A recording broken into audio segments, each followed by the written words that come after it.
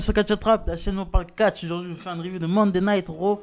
Une review un petit peu en retard, un petit peu sur le tas, parce que j'ai eu beaucoup de choses à faire, etc. Bon, j'ai beaucoup de choses à régler en ce moment par rapport à la chaîne et par rapport à ma vie. Donc voilà, donc je sors cette review un peu en retard, encore une fois je m'excuse. Mais on va commenter ce Raw ensemble et voir ce qu'il y a de bon, ce qu'il y a de mauvais. Parce que ce Raw, il y a eu du bon, il y a eu du mauvais.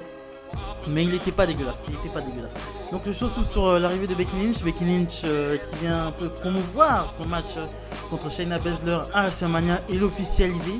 Donc elle fait une petite promo, bon là elle dit qu'elle va massacrer Shayna Baszler à WrestleMania. Il y a une petite vidéo aussi qui est montrée pour montrer un peu le massacre que Shayna Baszler a perpétué à Elimination Chamber. Et le show se finit sur Becky Lynch qui célèbre avec son titre.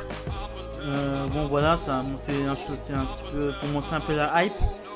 Et puis la petite vidéo pour montrer un peu la violence et le danger que représente Shayna Baszler pour Becky Lynch, pour son titre.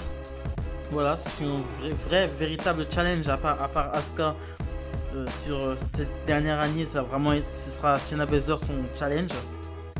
Donc voilà, c'est une bonne petite promo pour promouvoir ce match à WrestleMania. Donc ensuite on enchaîne avec un match Angel Garza contre Rey Mysterio. C'est un match qu'on voit assez souvent en ce moment. Ils font des très bons matchs, à chaque fois ils sortent de très bons trucs, c'est très propre, c'est très bon, mais trop ensemble, trop Andrade, trop de latinos ensemble. Au bout d'un moment, ça commence à faire un peu... on ressent... C'est pas la même chose, à chaque fois ils varient, c'est des super catcheurs. Ça me fait mal de dire ça, mais il faut que je dise et faut que je sois honnête. Et je pense que oui, en ce moment, ils sont trop ensemble. Andrade, Rey Mysterio, Humberto Carrillo, ils sont trop ensemble. Ils sont tous, les quatre sont ensemble, mais le problème c'est que Andrade est champion, mais personne, il n'y a que Humberto Carrillo qui va le défier. Je trouve ça un peu stupide. Donc victoire de Rey Mysterio avec un 619 enchaîné d'un West Coast Pop ou un springboard avec une descente du coude, je ne me rappelle plus. Mais c'est bien de faire gagner Rey Mysterio aussi quelquefois pour rappeler, faire une piqûre de rappel, dire c'est Rey Mysterio quand même, c'est pas n'importe qui. Et vu les matchs qu'il pond maintenant, le mec il a 45 ans, il te pond des matchs, laisse tomber. Ses mouvements c'est toujours du parfait. C'est Rey Mysterio quoi. Donc ça fait plaisir de lui donner des grosses victoires comme ça. Il ne deviendra pas champion du monde. Enfin moi je voudrais secrètement j'aimerais bien qu'il devienne champion du monde, mais il ne deviendra pas champion, il ne deviendra plus champion du monde, mais peut quand même gagner des matchs. Donc une petite vidéo de Kevin Owens qui arrive à l'arena et qui se fait accueillir par Seth Rollins et les AOP. Owens essaye de balance sa valise sur un des AOP. Ensuite il démonte Kevin Owens à plusieurs. Seth Rollins regarde en mangeant du popcorn. Ensuite Owens est aidé par les officiels arrivent et calment un peu le jeu. Charlotte Flair fait son entrée sur le ring, elle fait une promo en disant que c'est vrai que Rhea Ripley et elle se ressemblent, mais qu'elle n'est pas Charlotte Flair. Donc immédiatement Rhea Ripley arrive et la coupe. Charlotte Flair lui dit que ici on n'est pas à NXT, tu fais pas ce que tu veux, on n'est pas à NXT, on est à Monday Night Raw et c'est chez elle. Et Rhea Ripley lui répond avec une grosse droite. Ça j'ai bien aimé le segment. Bon, on sent qu'entre les deux catcheuses quand même il y a du respect, on voit bien ce rapport un peu. C'est vrai qu'ils se ressemblent beaucoup. Ils ont un physique on va dire similaire, ils ont un physique très imposant et ils ont un charisme assez. Shayna Baszler, Rhea Ripley pour son âge, elle a 24 ans, elle a énormément de charisme. Il faut dire la vérité, elle a énormément de charisme. Et Charlotte Flair, est-ce qu'on en parle de Charlotte Flair? J'ai même plus besoin d'en parler, c'est la numéro 1. Voilà, c'est Charlotte Flair, c'est la numéro 1 dans le monde. C'est la meilleure catcheuse au monde. Et c'est la fille qui représente de mieux son père. La fille de Ric Flair qui la représente presque aussi bien que son père. Je trouve ça très beau. Donc ensuite on enchaîne Bobby Lashley contre Zack Ryder accompagné de Kurt Hawkins. Lana n'est pas là parce qu'elle est en tournage avec Bruce Willis et Will Smith je crois. Donc gros tournage pour Lana là, franchement je suis content pour elle, je suis content que des catcheuses hors John Cena, hors The Rock puissent faire aussi des tournages hors WWE.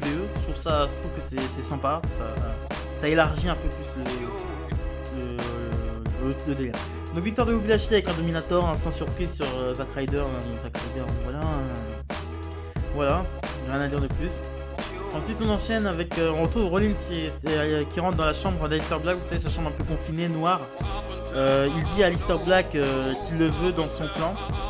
Aleister Black refuse, Rollins lui dit que s'il ne veut pas, qu'il ne comprend pas, c'est que soit Aleister Black est avec lui, soit il est contre lui. Donc Aleister Black lui propose un défi sur le ring et ils auront un match un peu plus tard dans la soirée. Eric Rowan contre Drew McIntyre. Ça fait bizarre de voir Eric Rowan affronter des vrais catcheurs. Voilà, ça fait bizarre de voir Eric Rowan affronter des vrais catcheurs. Donc très rapidement, Drew McIntyre prend la cage de Rowan à l'extérieur du ring, l'explose avec un coup d'escalier. Ensuite, Rowan pète un câble, Drew McIntyre réussit à le contrôler. Il met un future shock DDT enchaîné d'un Clément pour la victoire. Voilà ce qui se passe quand Eric Rowan affronte des vrais catcheurs, quoi. Je trouve ça très dommage parce que Eric Rowan, quand même, on a buildé cette cage pendant pratiquement 5 mois. On a montré Eric Rowan comme un homme fort contre des petits bras pendant au moins 5 mois. Pour ça, pour mettre over Drew McIntyre, tout ça pour mettre over Drew McIntyre. Et franchement, après le match, il y a une image de Rowan, on voit la gueule de Rowan, on voit qu'il est dégoûté. On voit qu'il a compris qu'il réapparaîtra plus sur les écrans, que sa carrière est en danger. Et que il n'est pas impossible qu'il se fasse enterrer par Riddick Moss la semaine prochaine. Parce que Riddick Moss est devenu l'enterreur de carrière. C'est pas impossible qu'il ait un match pour le titre 24/7 la semaine prochaine et qu'il se fasse enterrer par Riddick Moss. Ensuite, il y a eu un superbe clip qui retrace la rivalité entre Orton et Edge. Une rivalité vraiment qui prend au trip, une rivalité qui nous implique dedans. Ça fait très longtemps qu'on n'avait pas eu une rivalité comme ça, des années. C'est dommage qu'il fasse faire revenir un ancien pour que la WWE nous donne une rivalité potable. Ensuite, on enchaîne avec Kabuki Warrior contre Natalya et Liv Morgan. Natalya qui arrive avec un strap sur le bras. C'est normal vu le déchaînement que Shayna Baszler elle s'est acharnée sur Natalya. Natalya a pris trop cher. Elle s'est bouffé la porte, elle s'est fait défoncer dans sa cage. Donc ensuite, le match a lieu. Intervention de Ruby Riott qui se met un peu devant le ring. Ensuite, t'as Sarah Logan. Je ne peux pas la supporter, quoi. Donc Sarah Logan arrive aussi, mais elles se battent. Liv Morgan décide d'abandonner Natalya. Pour moi, elle l'a abandonné. Elle a fait un springboard sur les deux. En fait, les deux, Liv Morgan et Ruby Riott, se mettent à se battre. Et Liv Morgan fait un springboard sur les deux et de continuer son match, ce qui est complètement stupide. Natalya place elle a placé son sharpshooter sur Kairi Sane, mais elle se prend un gros kick de la part d'Asuka pour la victoire. Je sais pas, ils vont essayer de mettre en place une rivalité Ruby Riott, Liv Morgan et Sarah Logan pour WrestleMania. Franchement, ces trois catcheuses qui n'ont absolument rien fait. Le Riot Squad, c'était une catastrophe. Le Riot Squad, c'était ni fait ni à faire. C'était une catastrophe totale. Donc ensuite on enchaîne avec Edge Styles et Easy OC qui arrive. Styles qui a fait une promo mais magistrale. Il arrive, il dit que voilà, il a perdu à cause de l'Undertaker. Il dit que Mark Calloway, il l'appelle par son vrai nom, il casse le kayfabe. Il lui dit que voilà, c'est un vieil homme, qu'il a été battu par Roman Reigns. Et quand il a été battu par Roman Reigns, il a déposé son chapeau, sa veste. Donc ça veut dire que normalement, il arrête. Mais que c'est à cause de Michelle McCool. Il cite carrément sa femme. Il dit qu'Undertaker est marié. Il montre les photos. Il dit que Undertaker continue sa carrière à cause de Michelle McCool. Que c'est Michelle McCool qui le pousse à continuer sa carrière. Mais qu'il ne s'inquiète pas, que Styles va arrêter sa carrière. Et il y a 15 ans en arrière, on lui aurait dit qu'il aurait combattu Undertaker, il aurait eu peur, mais maintenant il a plus peur de lui. De Mark Calloway. Et il challenge Undertaker dans un match pour WrestleMania. Super promo. J'espère que la rivalité. Là, si c'est parti, la rivalité elle part comme ça va être cool. J'espère que dans les semaines à venir, j'espère que AJ Styles va en révéler plus sur la vie privée de l'Undertaker. Par exemple, révéler qu'il a un fils. Tu sais, jouer sur le fait que l'Undertaker n'est pas The Phenom, et aussi un homme. Qui joue sur le fait que l'Undertaker soit un homme. Si il fait ça, c'est la rivalité de l'année. Si il fait ça, si Styles si la WWE joue cette carte-là, la carte de la sincérité, la carte de l'homme, que l'Undertaker soit un homme, ça, franchement, ce serait la rivalité de l'année. Clairement, je le dis. Si Styles fait ça, ce serait la rivalité de l'année. Undertaker n'aura même pas besoin de venir, Styles fera tout le boulot. Donc super promo de Styles et j'attends de voir impatiemment la suite la semaine prochaine. Charlie Caruso a essayé d'interviewer Randy Orton dans une sorte de local, dans une sorte de KGB un peu tamisé, mais Orton ne répond pas. Riddick Moss face à Cedric Alexander. Bon. Voilà, victoire de Riddick Moss, Cedric Alexander qui enterre encore une fois un autre catcheur. Pour le match était pour le titre 24/7. Il bat Cedric Alexander avec une sorte de neckbreaker. Riddick Moss qui enterre Cedric Alexander, franchement ça fait chier parce que Cedric Alexander est tellement talentueux, le crochet est tellement talentueux, et je pense que la semaine prochaine Riddick Moss enterrera aussi Eric Rowan. Riddick Moss c'est l'enterreur de catcheurs, c'est le tueur de carrière, the career killer, c'est le legend killer Randy Orton et le career killer c'est Riddick Moss. Voilà. Je sais pas pourquoi il est poussé aussi fort. Je sais pas pourquoi il est poussé aussi fort. Je sais pas, du jour au lendemain, le titre 24/7, ça fait un an qu'il n'a pas été défendu sur le ring. Et là, du jour au lendemain, il est défendu sur le ring. Bon, bref. Logique WWE. C'est comme la rivalité Bobby Lashley à Rusev qui s'est fini. On sait pas comment c'est fini, ils ont pas fait de fin. Bref. Logique VE. MVP sur le ring, il dit qu'il veut manager Edge. Je pense qu'il a 10 ans de retard. Que lui, voilà, il a fait son temps sur le ring, il a gagné des titres, etc. Edge débarque sur le ring, en fait on le voit débarquer de son 4x4 sur le parking. Il arrive sur le ring, il ignore complètement MVP, il demande à Randy Orton de venir sur le ring immédiatement. Mais MVP commence à parler à Edge ne le remarque pas. Et MVP lui fait comment va ta femme?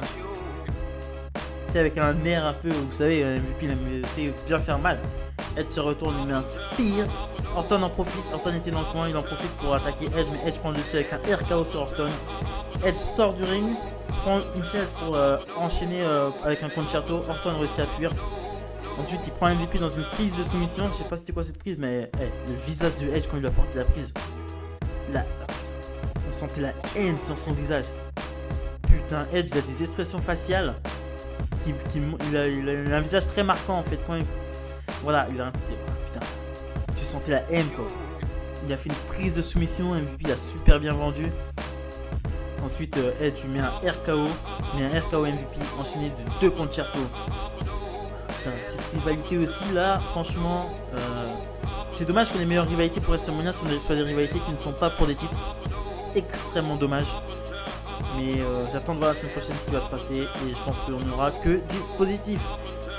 Rollins, oh putain, là c'est la partie vraiment, c'est le main event, mais c'est la partie qui m'a plus, une corvée de regarder ça, une corvée. Rollins vs Aleister Black. Aleister Black gagne par disqualification parce que Murphy casse le comté. Ensuite, Aleister Black se fait bien démonter par la Messiah Team. Mais les Viking Riders arrivent comme d'habitude. Ensuite, les Street Profits arrivent. Ford propose un match 4 contre 4 à Seth Rollins. C'est Seth Rollins qui accepte. Donc ensuite, Rollins et la Messiah Team, AOP et Murphy contre les Viking Riders et les Street Profits. À un moment, Montez Ford fait un springboard à l'extérieur du ring sur tout le monde. Mais en revenant sur le ring, il se prend un curl stomp pour la victoire. Kevin Owens arrive pour attaquer tout le monde. Il met quelques stunners. Il met un stunner à un des AOP et Murphy qui le vend très bizarrement, qui fait un salto arrière. Et ensuite, Rollins le stomp. Rollins réussit à le stomper et le show se termine comme ça. Donc le show était pas dégueulasse. On avait du bon, il y avait du mauvais. C'est très dommage que les rivalités les plus intéressantes de Milan ne soient pas pour le titre. Ce qu'il y a eu les 2 segments les plus intéressants, c'était vraiment la promo des Styles qui était super. Casse le K-Face, qui montre l'homme, et j'espère qu'il va continuer sur ce chemin-là, parce que c'est le chemin à suivre avec l'Undertaker. Essayer de décrédibiliser l'Undertaker, le faire passer pour un homme pour une fois. Ne pas montrer son côté spirituel, montrer son côté naturel. Ça, ce serait cool. Et aussi, Edge et Randy Orton, la rivalité qui continue, cette haine sur le visage de Edge. Et Randy Orton qui comprend pas parce que lui, il pense bien faire, il veut protéger son ami, mais il est obligé, de se sacrifier. C'est un sacrifice qu'Orton fait en attaquant Edge, son ami. Il fait ça pour lui, pour pas qu'il remonte sur le ring, pour pas qu'il se blesse, pour pas qu'il ait mal encore. C'est extrêmement intéressant. Donc voilà, c'est ce que je pensais de ce Raw. Ce Raw était extrêmement intéressant. Il y avait du bon, il y avait du mauvais. Il faut toujours du bon, du mauvais. Il faut un peu de tout pour faire le monde. Mais Voilà, c'est ce que je pensais de ce Raw. Excuse-moi d'avoir sorti en retard cette vidéo. Abonnez-vous, likez, abonnez-vous, c'est très important pour le développement de la chaîne. Salut les amis.